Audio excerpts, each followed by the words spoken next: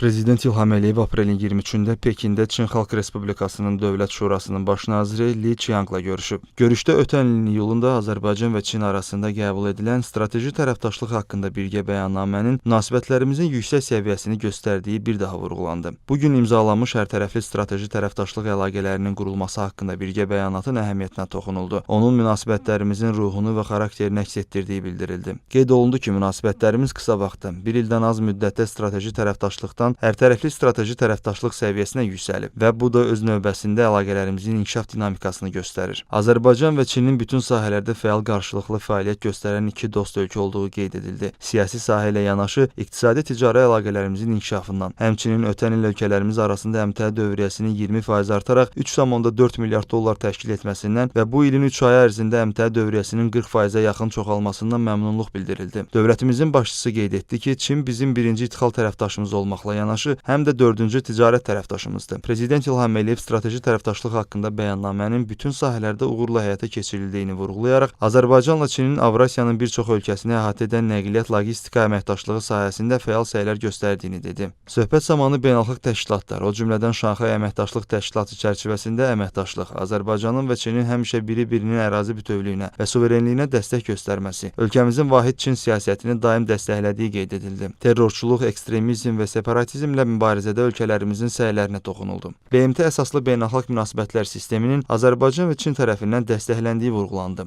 Dövlətimizin başçısı bu xüsusda dedi ki, BMT Təhlükəsizlik Şurasının qərarlarının icra edilməsi mexanizmi yaradılmalıdır. Belə ki, Azərbaycan uzun müddət BMT Təhlükəsizlik Şurasının qətnamələrinin icra edilməməsindən əziyyət çəkib. Bakıda hökumətlərarası komissiyanın sonuncu iclasının və bu çərçivədə biznes forumun keçirilməsi xatırlandı. Həmin tədbirdə Azərbaycan və Çin şirkətləri arasında müxtəlif sahələr üzrə əməkdaşlığa dair müqavilələrin imzalandığı vurğulandı. Çinin baş naziri Orta Dəhlizin əhəmiyyətinə toxundu və bu marşrut üzrə daşımaların artmasını qeyd etdi. Azərbaycan və Çinin Orta Dəhlizin yük götürmə imkanlarının daha da genişləndirilməsi istiqamətində birgə səylərinə toxunuldu.